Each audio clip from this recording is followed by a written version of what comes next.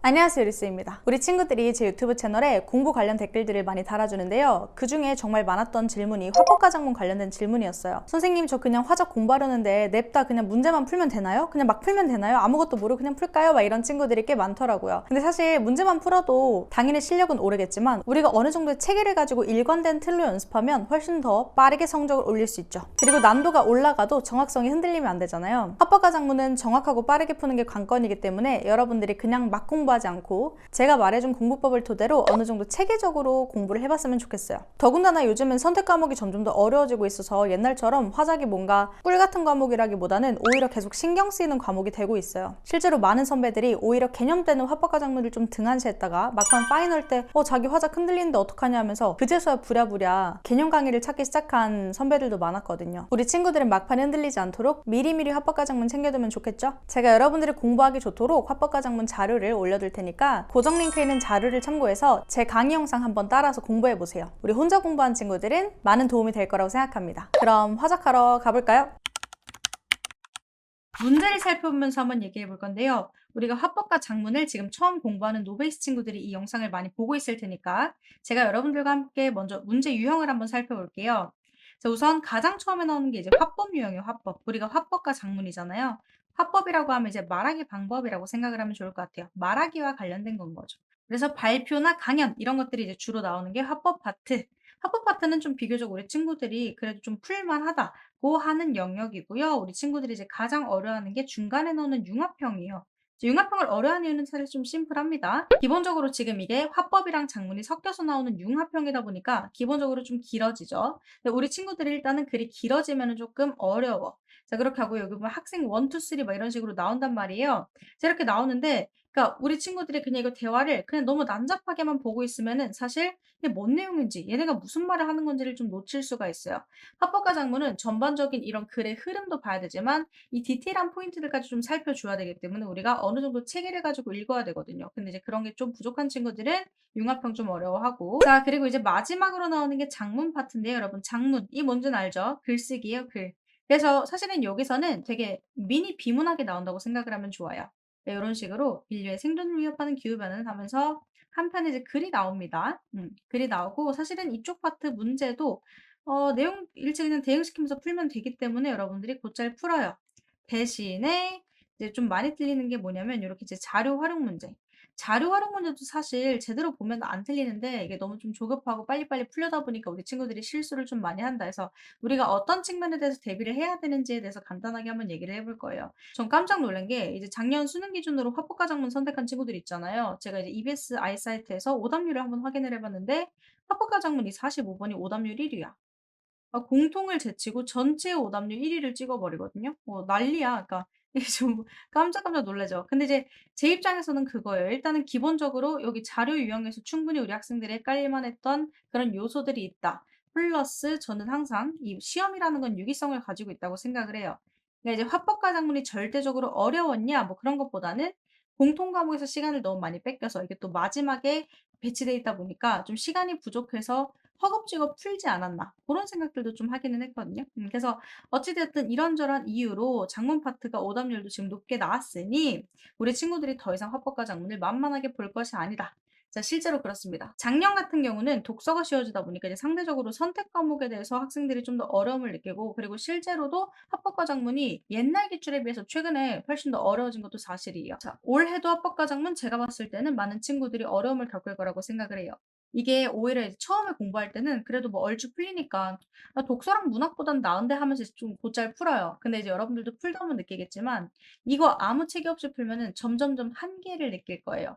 지속적으로 한두 개씩 틀린다든지 혹은 시간이 더 이상 줄여지지 않는다든지 그런 문제점들이 분명히 있고 실제로 작년 저희 파이널 같은 경우에는 파이널 때 오히려 애들이 막 "합법과 작문 미치겠다." 막 이러면서 그때 이제 막판에 약간 무너진 친구들이 많았거든요. 기출도 내가 어느 정도 일정한 행동 패턴을 가지고 풀어야 되는데 이제 그런 거 없이 푸니까 실수도 계속 나오고 그리고 실력적인 측면에 대해서도 쪼끔 더디게 성장을 한 거죠. 그래서 사실은 제가 이거 유튜브에 올리는 거는 좀 이렇게 가벼운 버전으로 올려 드리는 거기는 해요. 왜냐면 또 너무 길어지면 안 되니까. 어찌 되었든 우리 혼자 공부하는 친구들은 이 영상을 보고 어느 정도의 체계를 갖추고 그리고 중요한 포인트들을 찾아가면서 좀 효율적으로 공부를 했으면 좋겠다. 이런 마음입니다. 우리가 이렇게 문제 유형을 살펴봤는데요. 제가 추천하는 풀이 순서는요. 먼저 화법을 푸는 겁니다. 화법을 풀고 나서 그다음에 작문으로 가는 게 좋아요. 이제 화법하고 이제 순서대로 융합형 풀고 작문을 푸는 친구들이 있기는 있어. 근데 제가 개인적으로 융합형을 먼저 푸는 걸 추천하지 않는 이유가 기본적으로 융합형이 좀 길잖아요. 문제수도 많고. 길고 문제수가 많으면 필연적으로 좀 체력도 딸리고 집중력도 좀 많이 요구된단 말이에요. 근데 그 상황에서 작문까지 남아 있어? 그러면 내 심적 부담감이 더 커질 수가 있다 이거예요. 그렇게 하고 이 장문 파트에서 충분히 더 많이 문제를 맞출 수 있기 때문에 차라리 여유가 있을 때 장문 파트를 먼저 풀고 해서 화법이랑 장문 각각 3 문제 정도 나오니까 빨리 이제 끝내 버리는 거야. 그렇게 하고 이제 융합형을 좀 내가 심적 부담감을 어느 정도 던 상태에서 푸는 게 좋지 않나. 그래서 여러분들이요. 최종적으로는 한 15분 정도 컷을 낼 수 있도록 연습을 하는 게 좋습니다. 좀 빠른 친구들은 한 13분 컷 정도 내기도 해요. 뭐 더 빨라질 수도 있겠죠. 근데 이제 너무 무리하지 말고 우리는 15분 안에 들어와도 충분히 공통 과목을 해결할 수 있기 때문에 여러분들이 요 시간에 좀 맞춰 주면 좋아요. 근데 아마 지금 이 영상을 보고 있는 친구들은 15 분도 선생님 저 그거 어떻게 줄이죠?" 하는 친구들이 진짜 많을 것 같아. 왜냐하면 이제 보통은요. 막 20 분에서 뭐 25분 뭐 30분 40분 난리가 나. 근데 사실은 25 분이 넘어가면은 이거는 뭐 공통해서 사실 우리 좀 많이 못 풀겠죠. 그러니까 어떻게 보면 좀 많이 오래 걸린다 하더라도 그 기준은 최대 20 분으로 전 잡을 수 있을 것 같아요. 만약에 20 분이 넘어가잖아? 그러면 사실은 시간이 좀 많이 오래 걸리는 겁니다. 그래서 우리 친구들은 화법과정문에 대해서 좀 더 철저한 연습이 필요한데 자 근데 우리 친구들이 물어본단 말이에요. "쌤 화법과정문에서 시간 어떻게 줄여요?" 근데 사실 이게 화작뿐만이 아니라 그냥 국어에서 맨날 물어보잖아. "쌤 국어 시간 어떻게 줄여요?" 근데요. 우리가 뭐 글을 빨리 읽는다고 해서 뭐 이렇게 뭐 빨라져? 여러분 물고기가 눈을 감는 모습을 상상해 봅시다. 배속해서 읽는다고 해서 그게 뭐 크게 우리한테 와닿진 않을 거 아니야. 그러니까 기본적으로 이 지문을 읽는 방법 그리고 선지를 판단하는 원리 이런 것들을 내 몸에 각인을 시켜야겠죠. 그렇게 하고 기본적으로 그러니까 그래서 체계를 가지라고 하는 거야. 내가 화법과정문을 푸는 루틴이 생기고 거기에 대해서 반복적으로 계속 적용 연습을 하면 자연스럽게 결국 시간은 줄어들거든요. 그러니까 여러분들은 일단은 인내심을 가지고 좀 꾸준하게 훈련을 생각을 하고 근데 이제 제가 또 말해 줄 수 있는 건 그래도 화법과 작문이 공통 과목보다는 훨씬 더 빠를 것이다. 그리고 이제 독서를 어려워하는 친구들이 있을 텐데 화법과 작문을 하다 보면 독서에도 또 도움이 될 거거든요. 그래서 일단은 요 정도 얘기를 하고 우리가 그럼 어떤 부분을 위주로 살펴봐야 되는지 제가 간단하게 체크를 좀 하겠습니다. 자 우선은 이거 어떤 식으로 읽어요 여러분? 또 보자마자 막 이렇게 그냥 한 줄씩 막 읽어? 사실 그렇게 읽는 것보다는 제가 추천하는 건요. 일단은 이게 발표나 강연이잖아. 말하기잖아. 그러면 이 사람이 말하고자 하는 주제가 있겠죠. 이 메인 화제를 찾는 게 일단은 중요하다. 이게 뭐 독서도 그렇고 합법과정도 그렇고 마찬가지입니다. 하는데 여기서는 어떤 청중과의 상호작용이라든지 반응 이런 것들을 일단 또 중요하게 체크할 만한 포인트예요. 자 그래서 제가 추천하는 건 뭐냐. 일단 초반 부분 도입 어떻게 시작하는지 잘 보셔야 돼요. 여러분 물고기가 눈을 감는 모습을 상상해 봅시다 하면서 뭔가 물고기 얘기를 하고 있고 청중의 반응을 살피며 나오는데 전 이렇게 괄호 쳐져 있는 부분들에 대해서도 문제에 이제 자주 출제가 되기 때문에 중요하게 봤어요. "잘 떠오르지 않으시죠?" 라고 하면서 반응을 살피면서 물어보고 있어. 그쵸? "일반적으로 물고기는 눈꺼풀이 없어 눈을 감지 못합니다."라고 하는데 봐봐. 원래 독서 같았으면요. 이 내용 그 자체가 중요했을 거야. 근데 여기는 화법이잖아. 말하기 방식이거든요. 그래서 반응을 살피면서 이렇게 질문하는 이런 말하기 방식부터 일단 먼저 집중을 해 줘야 되는 거. 하고 이 내용 자체보다는 그래서 얘가 하고자 하는 말의 그 핵심이 뭘까를 생각하는 게 더 중요합니다. 자 예를 들어 이런 거지. 물에 사니까 눈을 촉촉하게 하고 이물질을 제거해 주는 역할을 하는 눈꺼풀이 필요 없는 거죠. 는 이게 이게 설명이잖아, 설명. 그런데 다음이 더 중요하죠. "그런데 사람의 눈꺼풀처럼 눈을 덮어주는 피부가 있어 눈을 개폐하는 물고기가 있다고 합니다."라고 하면서 "오늘은 그 물고기에 대해 발표하겠습니다."라고 하니까 저는 사실은 이렇게 중간마다 넘어온 이런 구구절절한 설명들보다는 이 초반 부분에서는 어떤 식으로 청중과 상호작용을 하는지 그리고 뭐에 대해서 발표를 하고자 하는지 이런 부분에 조금 더 주목을 합니다. 하면서 바로 이어서 한번 두 번째 문단을 한번 가 볼게요. 바다 깃벌을 오가는 말뚱망뚱하구나 해서 '아 얘에 대해서 얘기를 하려고 하는구나.' 이렇게 화제를 잡고 화면을 봅시다 하면서 제가 또 주목하는 포인트는 이런 부분입니다. 자료가 제시되는 포인트들. 근데 여러분들 이걸 반드시 알아야 되는 게 보통 이 자료 제시 문제가요. 두 번째 문제로 출제가 돼요. 그러니까 여러분들 기준으로는 36번 문제죠. 그러니까 보통은 그리고 또 자료 1, 2, 3라고 해서 여러분들이 기출 풀어보면 알겠지만 이 자료 1, 2, 3마다 이 다루고 있는 내용들이 다르단 말이야. 그러니까 여러분들 그냥 자료 제시 나왔을 때 아무 생각 없이 넘어가는 게 아니라 뭐에 대해서 얘기를 하고 있는 자료일까를 한 번씩 생각을 짚고 넘어가면 좋아요. 그러니까 예컨대 이런 거죠. 자, 자료 제시하면서 동영상에 보이는 것처럼 말뚱망둥어가 눈을 닫을 때 위로 볼록 솟아있는 눈이 아래 구멍으로 들어가고 이어서 눈 아래 피부가 올라온 눈을 덮어줍니다라고 했을 때 우리가 이 원리를 이해할 필요까지는 없단 말이야. 근데 적어도 이 자료에서 지금 뭘 보여주고 있는가가 중요한데요. 일단 매체는 동영상 들어왔어. 하면서 자, 눈을 닫을 때 눈이 아래 구멍 그리고 눈 아래 피부가 올라 눈을 덮어주는 일단 일련의 이런 눈 모양이 나왔어. 그쵸?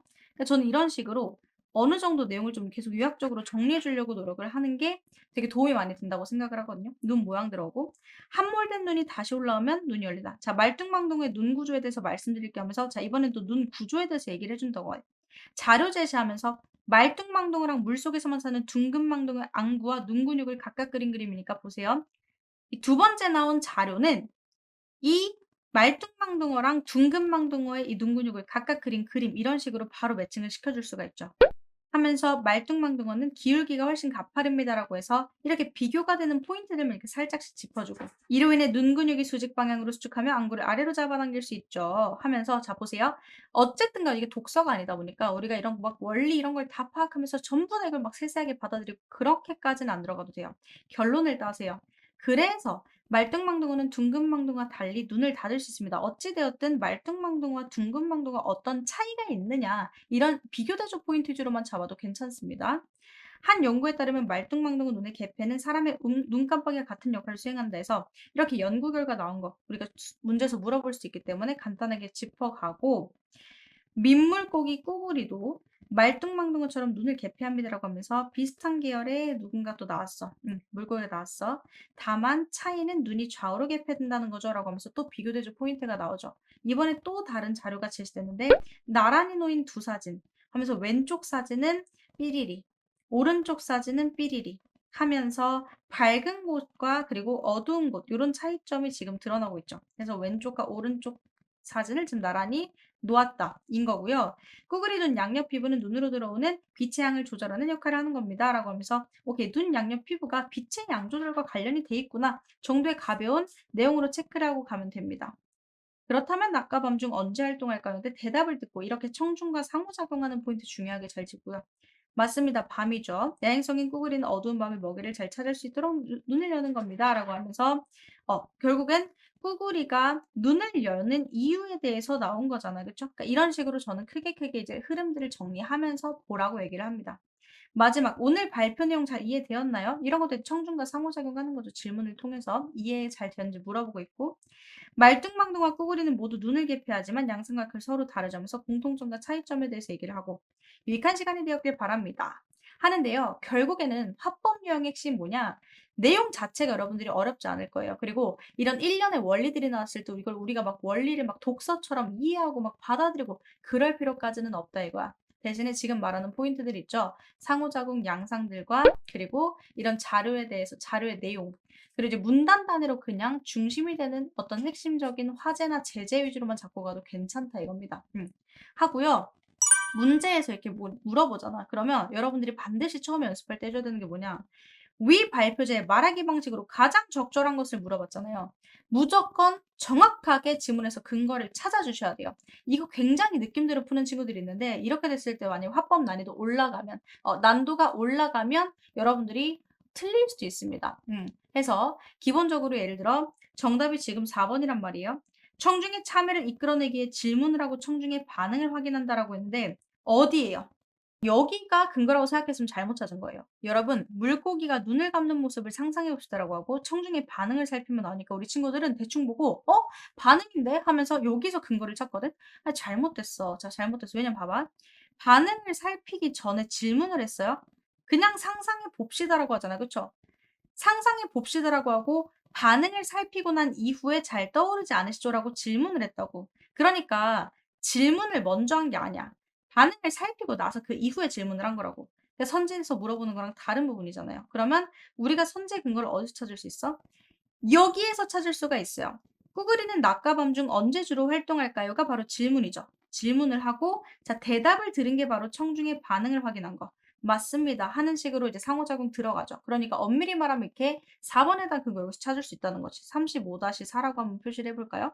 그러니까 이런 식으로 근거를 찾아도 제대로 찾아야 나중에 비슷한 표지가 나왔을 때 똑같이 찾을 수가 있어. 만약에 그냥 '어 반응 나왔네.' 하면서 그냥 좀 눈대중으로 대충 본다고 생각하면 여러분들이 이제 화법과 작문에서 만점을 받지 못할 수도 있어요. 그래서 제가 얘기하고 싶은 건 뭐냐, 지문 볼 때는 쪼끔 가볍게 봐도 된다 이거예요. 왜냐면 우리가 그 내용까지 일일이 다 할 필요는 없으니까.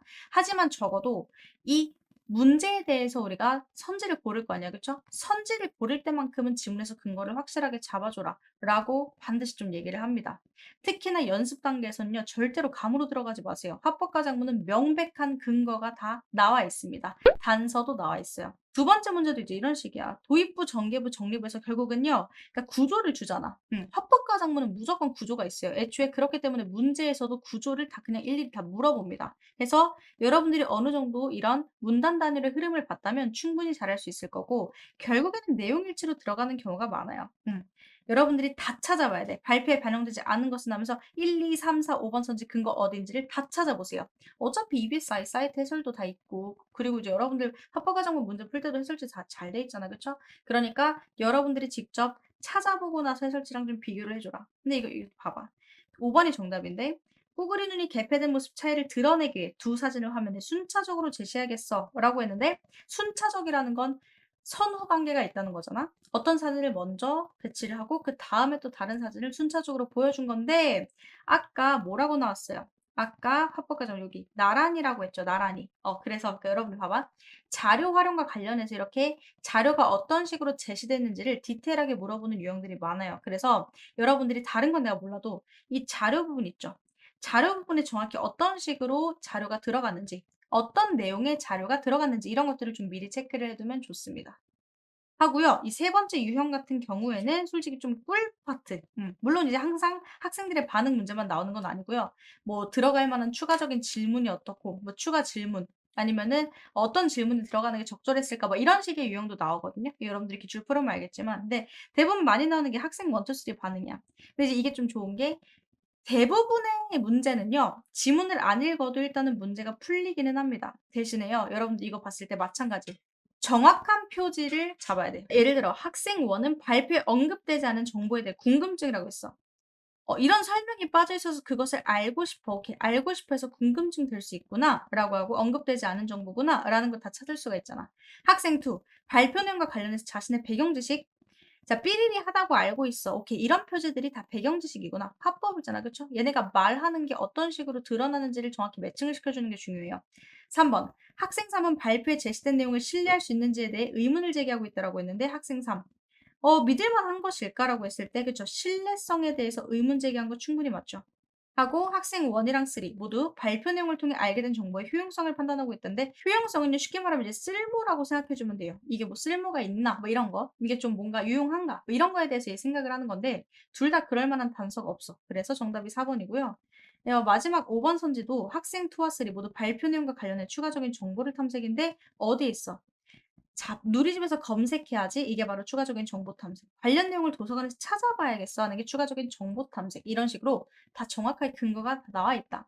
이런 것들을 하나씩 찾아가면서 연습을 하는 게 여러분들 되게 중요하고요. 그리고 이제 기출을 풀잖아. 기출 분석할 때 제가 뭐를 공부해야 될까요? 라고 하는데, 여기 보면 막 전문 용어의 개념을 정의한다, 청중과 공유하는 기억을 환기하여, 막 이런 식의 표현이 나오잖아. 이런 표현을 봤을 때, 뭐 지금 우리가 효용성이라는 이런 말도 봤는데, 이런 말에 대해서 좀 익숙하지가 않다라고 한다면 이런 단어들이 뭘 의미하는지를 찾아가면서 공부를 하는 게 좋아요.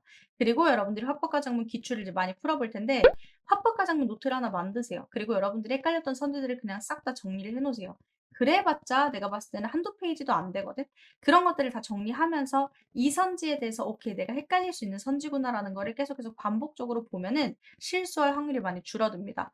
저도 이제 합법과정문 세대였기 때문에 저도 이제 합법과정문 푸는데, 아무리 잘해도 자꾸 막 연습하는데 한두 개씩 계속 틀리는 거야. 근데 그런 자잘한 포인트들이 되게 어떻게 보면 끝까지 좀 화가 나거든요. 이게 수능 전날까지도 안심이 안 되잖아. 그래서 저는 차라리 여러분들이 좀 그동안 공부했던 것들에 대해서 뭐 성취감도 느낄 겸 그렇게 노트에 그냥 여러분들이 헷갈렸던 선지들을 미리미리 정리해 놓으면 나중에 좋지 않을까, 이런 생각을 합니다. 자, 그리고 다음은 융합형인데요. 융합형은 여러분들 일단은 발문부터 잘 확인을 해 주세요. 어떤 내용인지. 그래서 가는 전통문화 연구 동아리 학생들의 대화고, 나는 이를 바탕으로 학생 원이 작성한 초고이다라고 하니까 어떤 식으로 이제 대화 흐름이 이어갈지에 대해서 우리가 좀 단서를 잡을 수 있어. '뭔가 전통 문화랑 관련됐겠구나.'라고 생각을 할 수 있겠죠. 그리고 학생 1, 2, 3 이런 식으로 많이 나오잖아요. 그쵸? 물론 이제 뭐 토론이라든지 협상 이런 유형들도 있어요. 근데 이제 제일 많이 나오는 게 학생 1, 2, 3 이런 식으로 나오고 우리 친구들이 이거 보면은 진짜 난잡하게 읽어. 그냥 누가 무슨 역할을 하는지도 모르고 막 읽어. 근데 그렇게 읽는 게 아니에요. 자 일단 여러분들이 가져가야 될 포인트 두 가지 있습니다. 일단은 학생 1, 2, 3 마다 다 본인들이 얘기하는 내용이 다 달라요. 그리고 대부분요. 학생 1이 약간 사회자 느낌이야. 뭔가 얘가 좀 이끌어 줘. 약간 리드하는 느낌? 하고 이제 학생 2, 3 이렇게 나오는데 각각 서로 동의하는 부분이 있고 서로 반대되는 부분이 있어요. 그래서 공통점과 차이점 뭐 이런 것들에 대해서 좀 주목을 해 주고 서로의 어떤 상호작용의 양상들을 좀 봐 달라. 누가 누구의 말에 동의를 하고 있는지, 누가 누구의 말에 반대를 하고 있는지 이런 것들을 살펴주면 좋다는 거죠. 예를 들어 한번 보자는 거지. 그러니까 대화 자체는 괜찮아. 충분히 읽을만 할 거야. 그러니까 여러분들이 너무 조급해하지만 않으면 되고 대신에 이제 대화를 보면서는 뭘 살펴줘야 되냐? 흐름을 살펴주세요. 얘네가 말하는 게 흐름이 한 번씩 전환되는 포인트가 있을 거거든. 그러니까 계속 같은 말만 하는 것도 아니고 계속 다른 말만 하는 것도 아니에요. 일정하게 어떤 주제로 대화를 하다가 그다음에 이제 대화의 흐름이 또 바뀌고, 바뀌고, 바뀌고 이런 식으로 흘러간단 말이야. 그래서 이 단락 단위로 얘네들이 어떤 말을 하는지 그 흐름을 좀 살펴줘야 돼요. 예를 들어 봅시다. 교재 우리 동아리 이름으로 글을 시기로 했잖아. 유네스코 인류 문화유산으로 등재 신청한다는 전통 한지에 대해 쓰기로 한 거 기억하지 하면서 오케이. 전통 한지에 대한 부가적인 설명 나왔고요. 여기에 대해 쓰기로 한 거 기억하지? 하고 전통 한지의 우수성부터 이야기해 볼 거라고 하니까 지금부터 당분간은 우수성에 대한 얘기를 할 거라 이거야. 하고 학생 2 조사해 보니 유럽에서는 손상된 종이 문화재를 원상태로 되돌리는 용도로 우리 전통 한지를 사용하고 있더라. 그래서 유럽이 우리 한지를 사용하고 있는 어떤 현황에 대해서 얘기를 하고 있죠. 그럼 봐봐. 유럽이라는 얘기는 누가 한 거라고? 학생 2가 한 거라고. 그러니까 이렇게 각각 무슨 말을 했는지에 대해서 명확하게 매칭을 시켜줘야 돼요. 유럽 얘기는 학생 2가 꺼냈다. 나도 봤는데 전통 한지가 보존성이 좋아서 그렇다면서 자 전통 한지 우수성에 대해서 계속 얘기하고 있죠. 지금 이 흐름이 계속 가고 있는 거야. 자, 목재 펄프로 만든 서양 종이는 빛에 취약해서 변색, 퇴색이 발생하는데 전통 한지는 빛에 안정적이야. 학생 3도요. 이제 이어서 자, 서양 종이 얘기하면서 좀 더 이제 서양 쪽으로 다 확장을 하죠. 하면서 서양 종이에 대한 어떤 단점을 얘기하고 거기에 대비돼서 우리 한지는 좋다 하면서 안정적이다 이런 얘기를 하고 있어. 그럼 봐봐. 안정적이란 말도 누가 꺼낸 거야? 학생 3가 꺼낸 거. 이렇게 각각 학생들이 꺼낸 이 키워드들을 여러분들이 일단은 정리를 해주면 좋습니다. 자, 하면서 학생 2. 서양 종이는 빛을 받으면 색이 잘 변하는데 전통 한지는 빛이 더 강하단 말이지라고 하면서 앞에 말에 대해서 자기가 이해한 게 맞는지 확인을 하고 있죠. 그러니까 이런 식으로 바로바로 상호작용 양상 체크하면 더 좋고요. 또 중국, 일본에도 전통 한지처럼 장남으로 만든 종이가 있지만 전통 한지는 섬유 조직이 교차로 별되어서 질기고 오래간대라고 하는데 그럼 봐봐. 중국이랑 일본에 대한 예시 지금 학생 3가 꺼냈어. 동양에 대한 예시도 꺼냈어. 얘네들도 당나무로 만든 종이가 있지만 전통 한지가 더 좋다라고 하고 있고 좀 봐봐. 이 A 파트는 전부 다 뭐에 대한 흐름인 거죠? 이 전통 한지 우수성에 대해서 얘기를 하고 있는 거야. 하다가 이 학생 1이 약간 사회적 역할을 한다 했잖아. 얘를 기점으로 한번 흐름이 바뀝니다. 그런데 이렇게 우수한 전통 한지가 정작 국내에서는 잘 사용되지 않고 있어라고 해서 국내에서 잘 사용되지 않고 있는 이런 현황에 대해서 넘어왔어요. 그러면 여기서부터는 조금 이제 부정적인 현황에 대해서 얘기를 하겠지? 맞아. 잘 사용되지 않으니까 제작업체도 많이 줄었어. 또 전통 한지가 계승될 수 있었던 건 장인들 역할이 큰데 요즘은 기술 전수 받을 사람도 별로 없다고 해. 라고 하면서 자, 문제점들에 대해서 얘기를 하고 있죠. 근데 봐봐. 이런 식으로 나열식으로 어떤 문제점이 들어오잖아. 그러면 우리가 구조적으로 봐주면 좋거든요. 그래서 나는 1번, 2번 일단 체킹은 해. 어떤 문제들이 있는지. 첫 번째, 제작업체가 많이 줄었어. 두 번째, 이 기술 전수받을 사람이 별로 없어. 장인들 역할이 큰데 기술 전수받을 사람도 별로 없어. 라고 하면서 여러분들이 조금 더 깔끔하게 정리할 수 있도록 제가 두 번째 문제는 여기 기술 전수받을 사람이 별로 없다에 한번 체크를 해볼게요. 또 학생 1을 기준으로 그럼 해결 방안에 대해 얘기해 볼까? 여기서는 이제 문제점에 대해서 얘기를 했잖아. 그쵸? 그러면 이제 세 번째 해결 방안에 대해서 얘기를 해볼까? 이렇게 들어가는 거지. 하면서 자 학생 2 방법에 대해서 얘기를 하죠. 학생들마다 해결 방안이 다를 거거든. 자 그래서 우리가 학생들마다 어떤 얘기를 하는지를 좀 잘 봐줄 필요가 있습니다. 우선 높은 품질을 유지해야지. 높은 품질. 그러려면 전통 방식으로 만들고 국내산 당나무만 사용해야 돼. 이렇게 보조사 들어가는 표현들 좀 주의해 주세요. 오직 이것만 해야 된다 하는 식의 표현들은 되게 극단적인 표현이기 때문에 주의를 해 주는 게 좋습니다. 전통 방식 그리고 당나무만 사용해. 그리고 기술 전수 교육도 필요해라고 하니까 1, 2, 3를 다 얘기한 거야. 그쵸? 한데 자 품질 유지도 중요하지만 어떤 식으로든 사용하지 않으면 결국 사라지게 될 거라고 하니까 그럼 봐봐. 우리가 이제 좀 요약을 하면 학생 2는 어디에 집중을 한 거야? 학생 2는 품질 유지에 집중을 한 거야. 이렇게 어느 정도 구조적인 흐름을 가져가는 게 되게 중요합니다. 그래서 자 품질 유지인데 그것도 중요하지만 사용하지 않으면 결국 사라지게 될 거라서 얘는 뭔가 사용과 관련해서 우리가 더 많이 써야 된다 이런 얘기를 하고 있죠. 사용해야 된다. 학생도 동의합니다. 동의해. 나도 그렇게 생각해. 그래서 전통 한지 사용을 늘리기 위해서 얘도 또 사용에 대해서 동의를 한데 "정부 차원의 노력이 필요해."라고 하는데 자 학생 3 그것만으로 문제를 해결할 수 있을까? 나는 민간에서 많이 사용하는 게 더 중요한 것 같아서 정부 얘기를 하는 건 학생 2고 민간 얘기를 하는 건 학생 3 예요. 전통 한지로 만든 생활용품이나 공예품. 자 이 얘기는 그러면 정부가 하는 거야? 민간에서 하는 거야? 학생 3가 얘기한 거기 때문에 민간에서 하는 거란 말이야. 그쵸? 이런 식으로 일단은 대조 포인트를 확실하게 구분을 지어 주시고요. 자 그리고 이건 좀 알아두면 좋은데 항상 이 화법과 작문에서 자주 나오는 패턴이 사회가 할 것이냐 개인이 할 것이냐 뭐 이런 식으로도 이제 많이 구조가 나와요. 그래서 민간에서 하는 거라면 이제 개인들이 하는 거라는 느낌. 그리고 이 사회적으로 하는 거는 정부가 국가 차원에서 하는 거. 고런 식으로 해서 약간 이 대조적인 포인트가 있습니다. 그런 데 쓰이는 한지는 기계로 만들거나 수입산 당나무로 만든 품질 낮은 한지가 대부분이야. 아까 이 학생 2는 품질을 되게 중요하게 생각했잖아. 전통을 계승하기 어려워. 학생 3. 민간에서 쓰인 한지가 대부분 품질이 낮다는 건 확인이 필요할 것 같아. 그러니까 이 정보가 정확하지 않으니까 확인을 해 보자 이거지. 그리고 "옛것을 유지해야만 전통의 계승일까? 보존만이 좋은 건 아니라고 봐."라고 하면서 "무조건 옛것만 고수하지 말자." 뭐 이런 식으로 지금 들어가고 있고요. 둘의 이제 입장 차이를 우리가 명확히 구분을 해 줘야겠지. 하고 학생 원이 정리를 해 주잖아. 그러니까 너희는 각각 전통 한지의 원형을 지켜 나가야 되는 입장과 그리고 두루 사용하는 게 더 중요하다는 입장인 거지 둘 다 일리가 있는 말이야라고 했을 때 이런 걸 딱딱딱 정확히 매칭을 시켜 달라고요. 결국에는 지금 우리가 구조를 다 봤잖아. 원형을 지켜 나가는 게 학생 2야 3 야? 보존하자 이쪽이 학생 2 잖아. 요런 식으로 딱 정확하게. 자 그리고 두루 사용하는 게 더 중요하다는 입장 이게 뭐예요? 얘는 두루두루 세우자. 더 사용을 많이 해야 된다고 말했던 학생 3 이런 식으로 되는 거지. 내가 강조하고 싶은 건 전통 한지랑 그 제작 기술의 자부심을 갖고 명품의 가치를 지켜나가 전통 한지가 더 사랑받도록 해야 한다는 것이야. 라고 하는데 그럼 봐봐. 전통 한지랑 제작 기술 막 이런 얘기들을 계속 하고 있어. 학생 3 무슨 말인지 알겠어. 근데 난 사용 가치 측면에서도 생각해 봤으면 좋겠어. 비록 품질이 옛 수준에 못 미치더라도 생활 속에서 다양하게 사용되는 게 더 가치 있다고 생각해. 실제로 전통 한지가 친환경 소재, 인체 친화형 소재로도 주목받는 걸로 알고 있어라고 하는데 그럼 봐봐. 어떤 차이인지 지금 드러나? 계속 이 구조 안에서 우리가 보고 있잖아. 학생 3는 확실히 뭐가 제일 중요한 것 같아요? 사용 가치가 제일 중요해. 많은 사람들이 사용을 해야 돼. 근데 학생 2는 품질 유지가 필요해. 근데 그 품질 유지를 위해서는 뭐 해야 돼? 전통 방식. 그러니까 이게 다 연결이 되는 거예요. 화법과 작품 다 연결해서 봐야 되는데 전통 방식으로 하고 국내산 당나무만 쓰고 그리고 기술도 전수를 해야 된다 뭐 이런 식으로 해서 좀 옛날 방식을 고집하는 게 이제 학생 2. 이렇게 되면 우리의 이런 가치를 지켜나가고 그리고 한지가 더 사랑받을 수 있다라고 얘기를 하는 거고 학생 3는 "우리가 이렇게 전통만 고집해서는 안 된다. 우리가 현대적인 방식을 써서라도 많은 사람들한테 사용되고 이런 것들이 중요하지 않겠니?"라고 얘기를 하는 거죠. 네 요런 식으로 제가 지금 쭉 읽어 봤는데 문단 단위로 얘네들이 흐름이 있다는 거 보이죠? 그래서 여러분들이 이 흐름을 따라가면서 내용을 굉장히 구조적으로 정리하려고 노력하면 좋습니다. 대화라고 해서 막 읽으면 안 된다는 거. 자 그렇게 하고 학생들과의 상호작용 양상 좀 살펴주시고 자 그리고요. 이 장문 파트 있죠? 이거 약간 독서처럼 읽으면 좋아요. 그리고 이 장문 파트는 무조건 문단 번호를 반드시 매겨 두세요.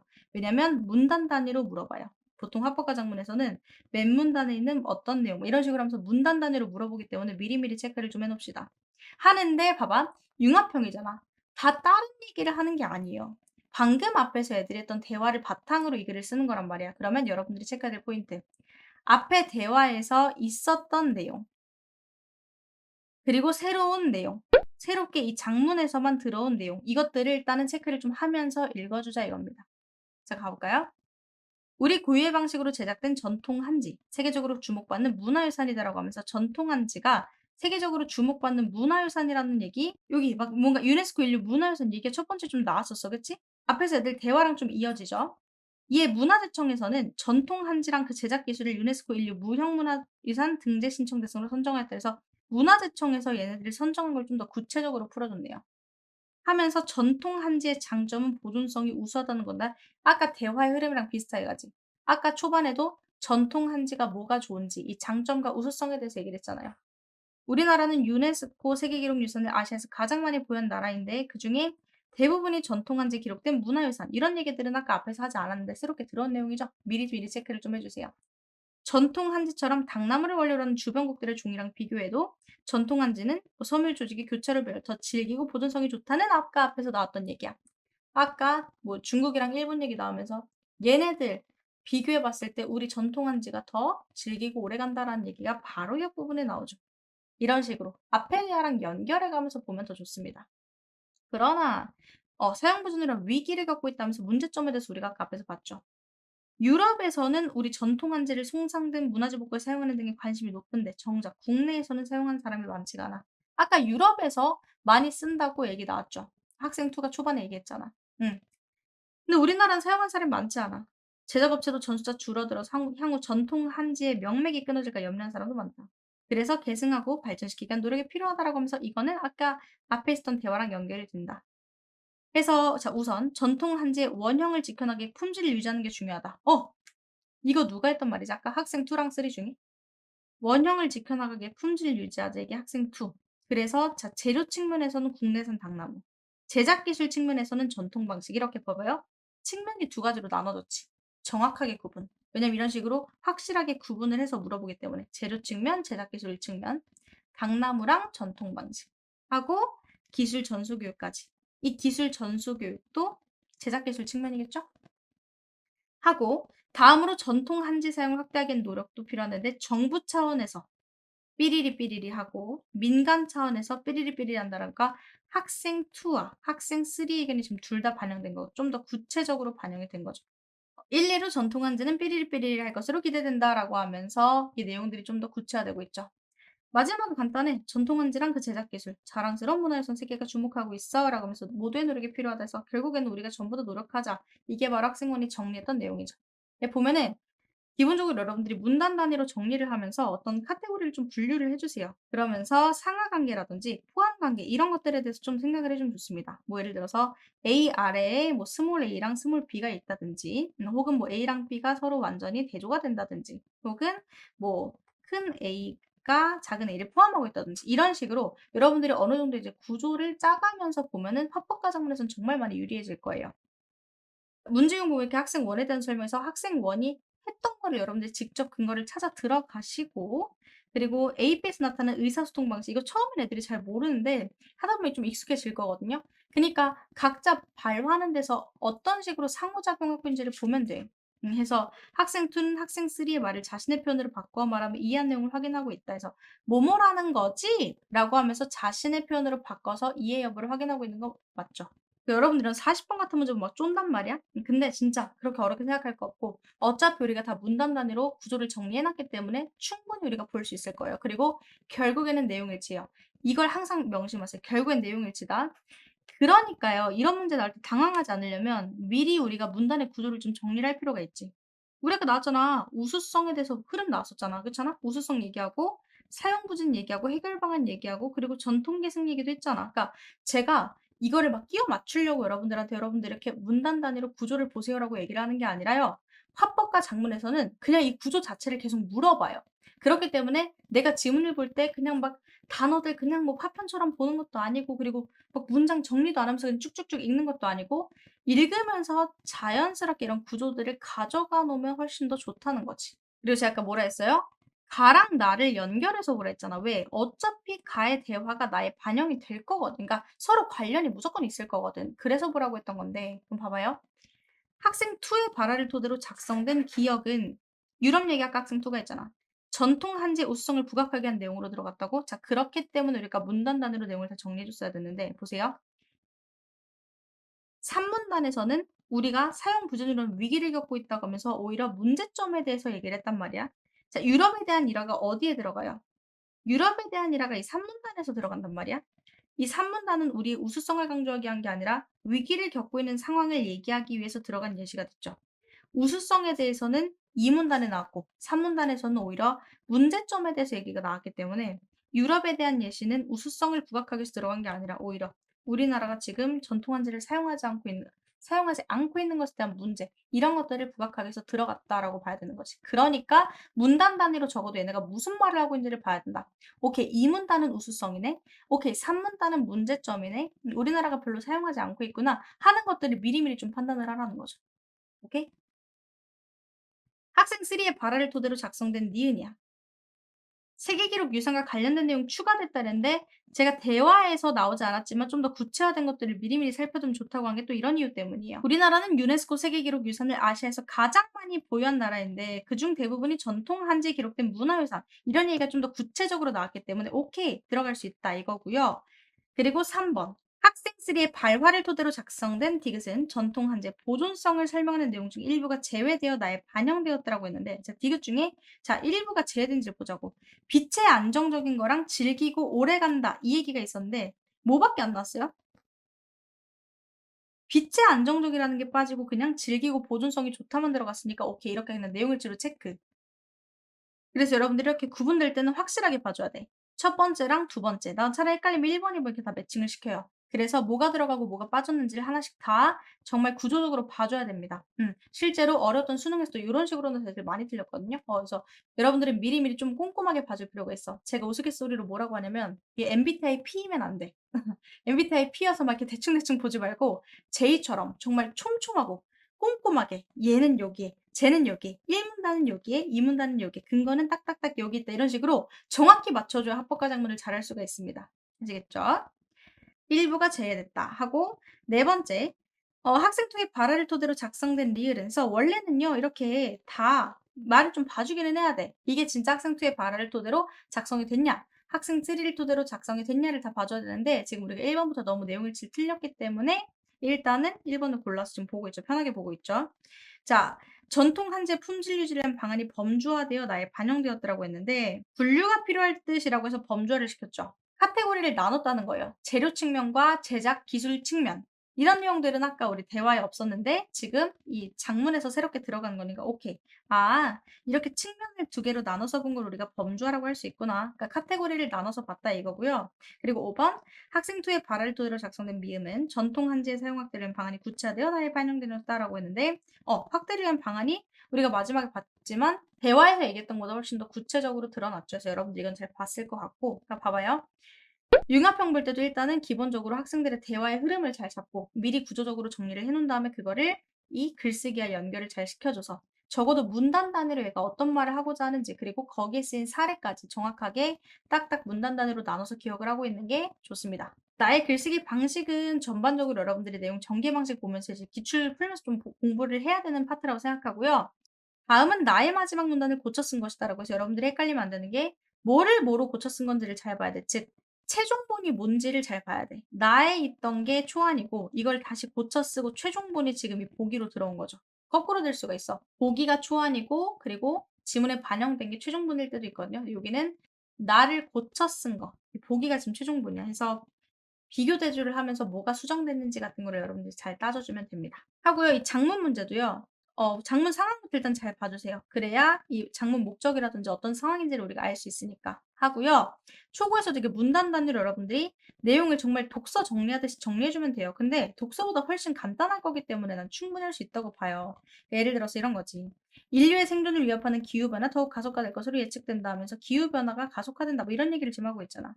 이에 기후변화에 대한 대응에 미래 세대인 청소년들이 관심 가지고 참여하는 사회적 공감대가 형성. 그러니까 기후가 변화하니까 우리 청소년들이 관심을 가지고 참여를 해야 된다. 그러나 참여도가 낮은 수준.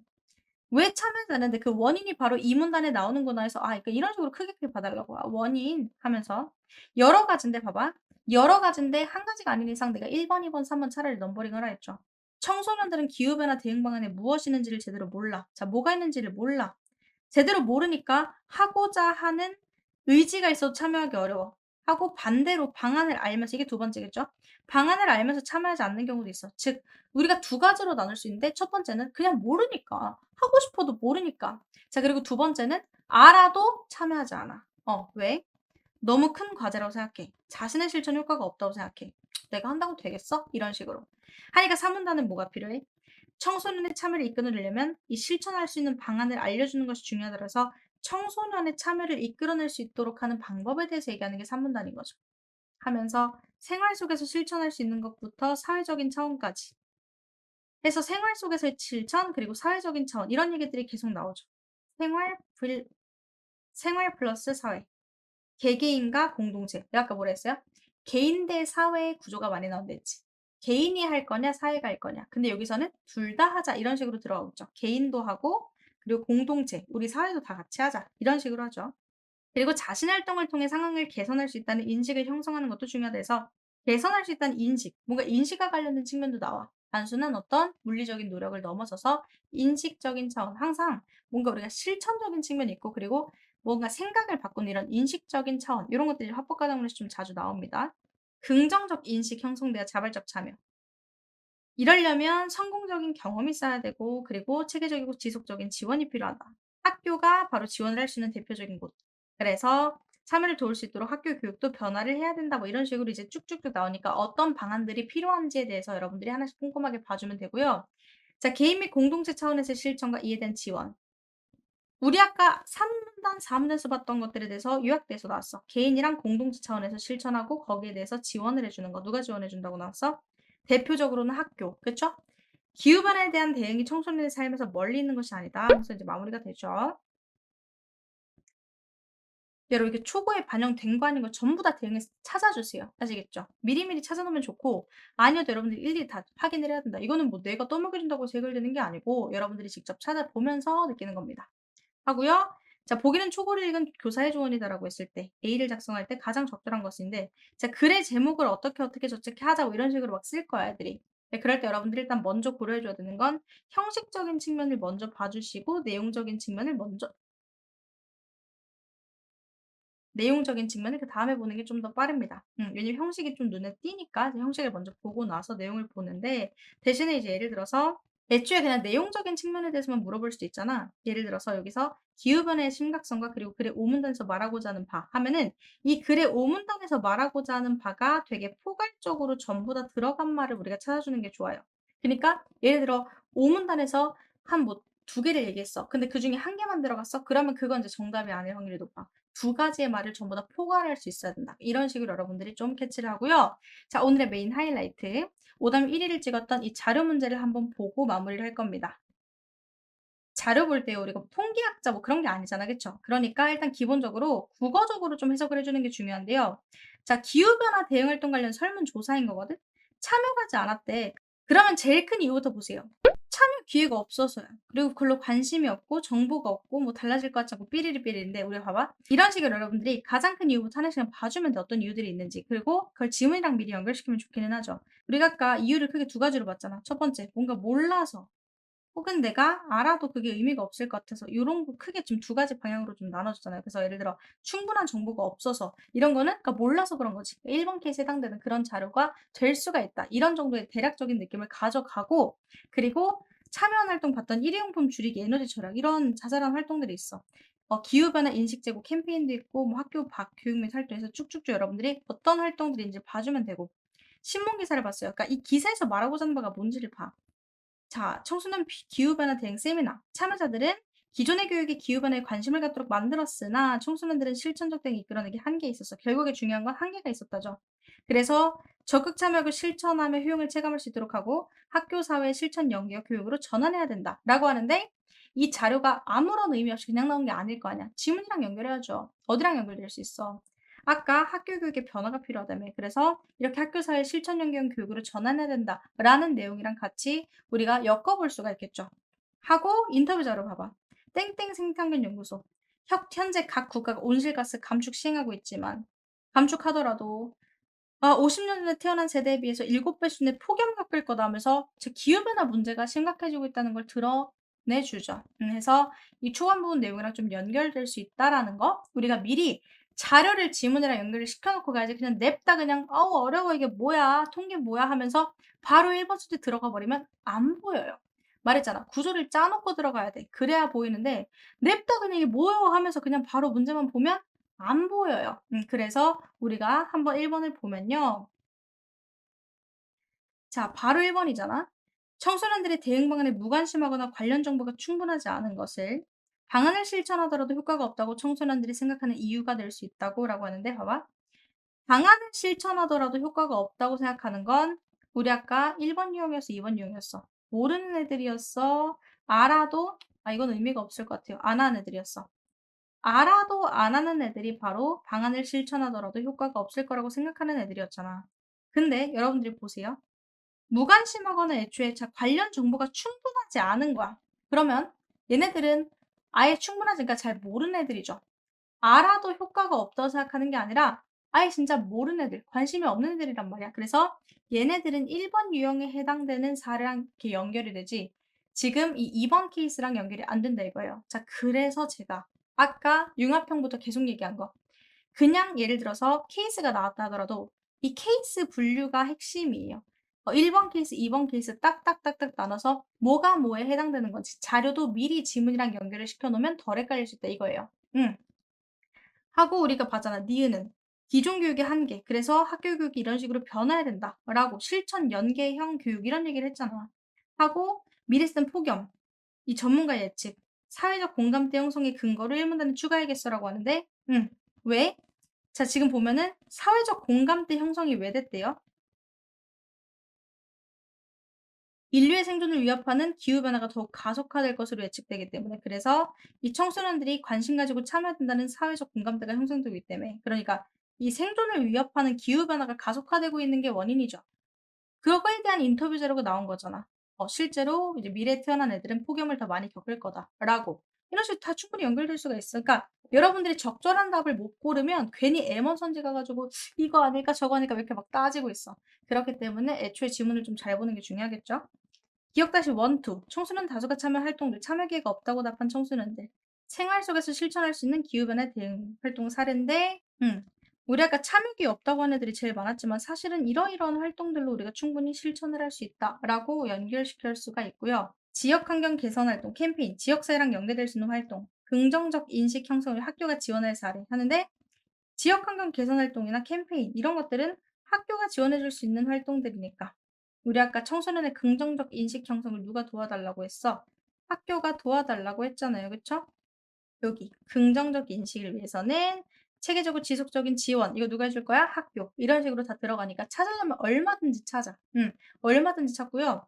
여러분들 자 제가 그래서 이 화법과 작문에서 우리가 중요하게 가져가야 될 것들에 대해서 다시 한번 정리해서 자료를 또 올려줄 거거든요. 진짜 이렇게 여러분들을 위해서 이렇게까지 하는 사람이 많지 않을 것 같아. 지금 새벽 4시거든요. 여러분들 이렇게 유튜브 영상을 찍고 있고 지금 연휴 기간인데 뭐 사실 내가 뭐 보상을 바라는 것도 아니고 왜 이렇게까지 해야 되나 그런 생각을 할 때도 있어요. 근데 우리 친구들이 또 개학 전에 합법과 작문 좀 하고 싶다. 그리고 이제 나중에 또 앞으로 4월, 5월, 6월 선생님 저 합법과 작문 너무 어려운데 어떻게 해야 될지 모르겠어 하는 친구들이 있을 것 같아서 지금 이 시간을 들여서 여러분들한테 설명을 지금 해줬거든요. 여러분들 이 내용을 기반으로 한번 적용해서 연습을 또 해보고 합법과 작문이 정말 어려웠던 평가원 문제들도 있는데 제가 이제 그런 영상들 해설 강의 좀 클립으로 따서 공부하는 친구들을 위해서 올려줄까 뭐 그런 생각도 하니까요. 도움이 되었다면 여러분들 좋아요랑 댓글도 많이 부탁하고요. 또 합법과 작문 공부하다 모르는 거 있으면 얼마든지 물어보세요. 제가 좀 빠르게 봤는데 원래는 사실 한 20-30분 만에 끝낼라 했거든. 근데 거의 지금 1시간이 됐잖아요. 그쵸? 그래서 제가 좀 빠르게 마무리를 하도록 하겠습니다. 네, 여러분 이렇게 화법과 작문 우리가 공부를 했는데 도움이 되었나요? 제가 말해준 방법으로 시간이 좀 걸리더라도 지문을 체계적으로 읽고 문제 풀 때도 근거 정확하게 찾아서 내가 정확하게 알고 받아들이는 그런 연습을 꼭 했으면 좋겠습니다. 나중에 화작 심화편도 올릴 테니까 여러분들 시험 기간에 또 참고해주세요. 도움이 되었다면 구독과 좋아요 부탁하고 그러면 우리는 다음 영상에서 만나요. 안녕.